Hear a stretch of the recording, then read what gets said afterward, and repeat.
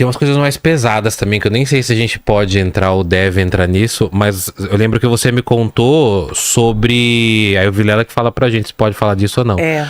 Mas teve casos de necrofilia também, né? Que você ouve muito, né? Sim. De corpos. Usa os termos mais leves. Não, mas sim, pode sempre, falar, claro.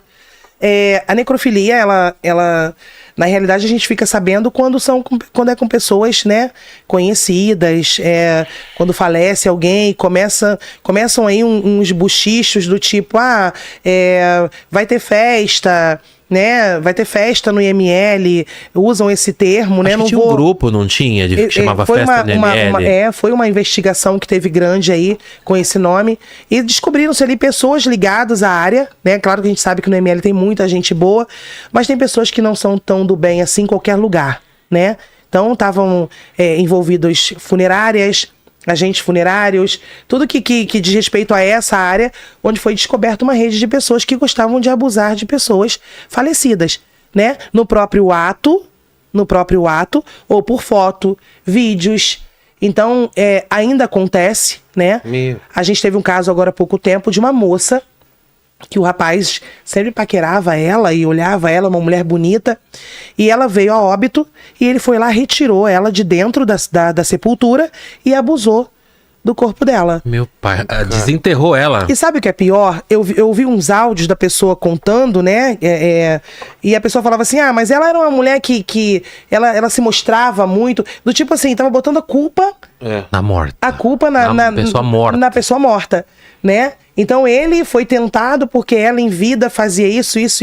E aí ele foi lá, retirou, aparece a sepultura aberta, o corpo dela no chão, despido, já em estado de putrefação, né? E ele abusou dela. Como foi o caso de uma senhorinha que faleceu, tinha 7 dias de sepultada. Putz. Uma senhora que faleceu de CA, ela tinha câncer. E você tem que ver a filha dela contando, que coisa dolorosa. Porque um louco chegou num bar e falou, os colegas falaram pra ele, eu duvido você ir lá e fazer isso. E ele foi. E o dono do bar falou que ele chegou num odor horroroso. Quando ele voltou? Quando ele voltou, ele foi lá, fez o ato, praticou o ato, voltou. E o pessoal ali naquela festa, você fez mesmo, você fui. E disse que foi 2 com ele pra ser testemunha que ele iria cumprir aquilo ali que ele prometeu. E quando ele voltou com esse odor. O dono do bar ouviu ele falando, chamou a polícia. E ele confessou. E ele deu detalhes do que ele fez ali. Então é uma coisa assim horrorosa, isso sabe? Virou mas notícia, que existe. né? Muito. Virou notícia, né? Virou. Popularizou, né? Virou. E você falou de pessoas famosas, tem que tomar mais cuidado com isso ainda, né? Porque deve ter um mercado que deve ser valioso até isso. Nossa. Né? De fotos, de Cara, vídeos. sim. Você lembra do Marilyn Monroe foi fotografada, né? É? Foi fotografada e fala-se em necrofilia.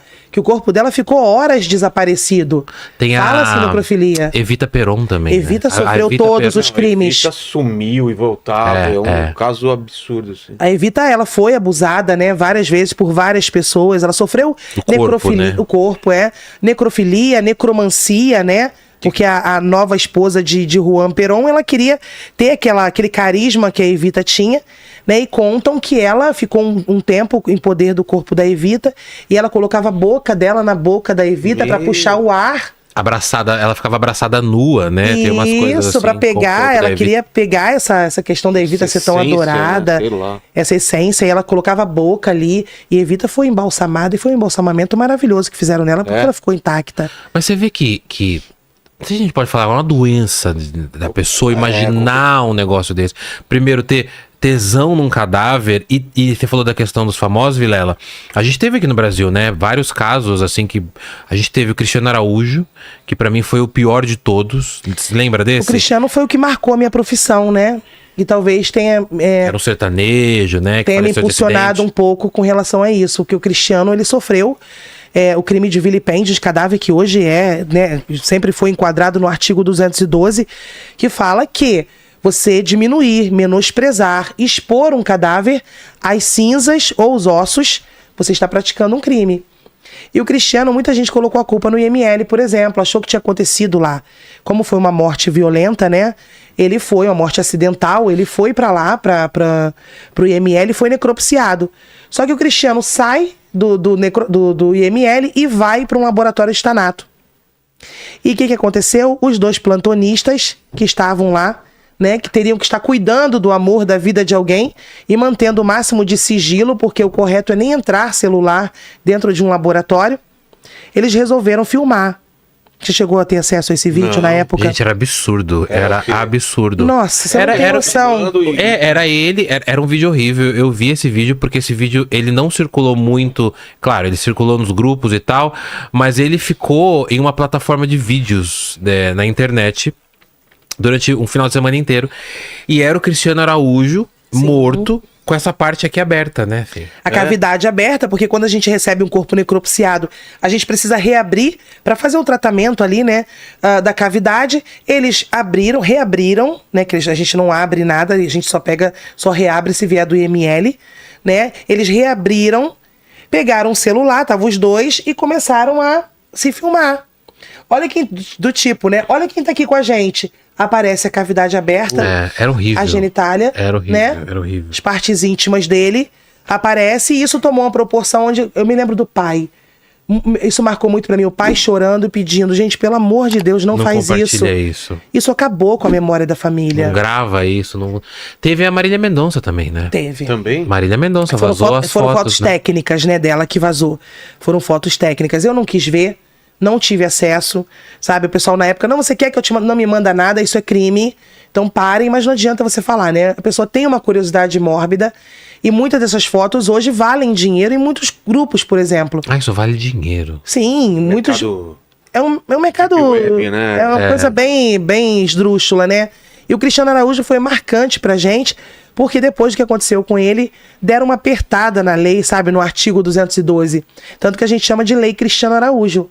Por conta dele ter sofrido, a gente chama na área de Lei Cristiano Araújo, por conta dele ter sofrido, e a lei na época tava uma mãe, e esses 2 dito cujo dizem que ainda estão na área, não sei, nem quero saber, pra ser sincero, porque pra mim é uma pessoa que eu não trabalharia mais em local nenhum, mas esse se tornou notório porque foi o Cristiano, enquanto Dona Maria, seu João, tá aí sendo exposto e a gente nem imagina, né? Verdade. Muitos devem estar sendo expostos, estão sendo expostos, e a gente nem imagina. Vamos ver se tem alguém que tem uma dúvida sobre o que a gente falou, porque eu tenho outras dúvidas aqui também sobre outros assuntos. Ó, vamos lá. A Juliana Andreotti, ela perguntou aqui se teve algum caso de falecimento que te chocou muito, que te chamou muito a atenção. Falei comendo agora, vou falar meio que assim. Uma das coisas que me chocam bastante, Juliana, né? Isso. Oi, Ju. Uma das coisas que me chocam bastante são mortes por motivos banais. Uma delas foi essa moça que a vizinha simplesmente me joga um álcool nela e taca fogo, né? Crianças, eu fui preparar um corpo de uma criança e ele tinha 2 aninhos. E ele chegou pra mim, eu fiquei sabendo que tinha sido violência, né? A mãe tinha espancado. E eu tenho mania de tirar a criança no colo. Né, eu retiro a criança no colo.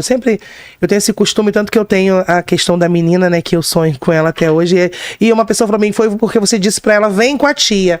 Quando você falou, vem com a tia... Falei isso, num seguidor que acho que foi você que falou. Um seguidor comentou, eu falei, Daniel tem toda a lógica. Depois você conta essa que é triste. E eu sempre tive esse costume de falar assim com eles, né, vem com a tia que a tia vai cuidar. E aí quando eu fui tirar ele tava todo quebrado. E aquilo, eu não... Sabe, quando você sente, né, ali o corpo e o coração na hora daquela partida no meio, assim. Então, são uma das coisas que eu me lembro bem. Quando eu peguei ele completamente quebrado, eu falei, meu Deus do céu. Casos marcantes, como o rapaz que veio de Maceió jogar futebol em São Paulo. Estava treinando. E aí, simplesmente, ele desequilibra, bate a cabeça e teve morte encefálica, né? Traumatismo, morte encefálica. E esse dia foi marcante porque eu estava com ele no laboratório, ele estava sendo preparado para fazer um translado aéreo, né? Iria viajar no compartimento de bagagem. E aí a técnica que estava comigo veio correndo e falou, Josi, vem aqui rapidinho. Ele estava prontinho esperando para sair no outro dia de manhã. Ela falou, olha o que está passando. E a gente estava vendo, né? O Datena à noite tinha filmado os órgãos dele, né, indo para doação. E aí ele tava com a gente no laboratório, eu assistindo ali, o Datena contou o que tinha acontecido, foi notícia aqui. E os médicos correndo, né, com as caixas, os órgãos, né, e entrando rápido dentro do helicóptero. E aí eu cheguei pra ele e falei, foi lindo. Você ajudou muitas pessoas. Eu sou totalmente adepta, né, da doação de órgãos. E eu contei pra ele. Cheguei, foi um momento de emoção minha, eu quis fazer isso, eu falei, foi a coisa mais linda, o momento que retiraram seus órgãos do hospital, e esse momento, você já ajudou muitas pessoas. E assim, são coisas que marcam a gente, como ser humano, né, como mãe, como irmã, como tudo. Não é porque eu trabalho com a morte que eu me tornei fria ou insensível, mas tem muitas coisas que acabam marcando a gente. Como essas foram que mais me marcaram, assim. Teve vários outros casos. O rapaz que noivou no sábado, né? E faleceu no domingo. Então chegou pra gente ali, aí chega a história junto. Nossa, ele ontem estava dizendo que ele ia vender a moto, que ele ia comprar um carro para construir uma família. E ele estava saindo domingo de manhã para trabalhar. Vem um homem bêbado, embriagado e simplesmente tira a vida dele ali num acidente. Então são coisas que eu falo, gente, valoriza a vida, viva a cada momento. Sabe, porque pessoas que queriam estar vivos aqui, né, não tiveram essa chance de lutar para viver, de estar aqui hoje com as suas famílias. Então são coisas tem bastante coisas que chocam a gente se tornam inesquecíveis na realidade.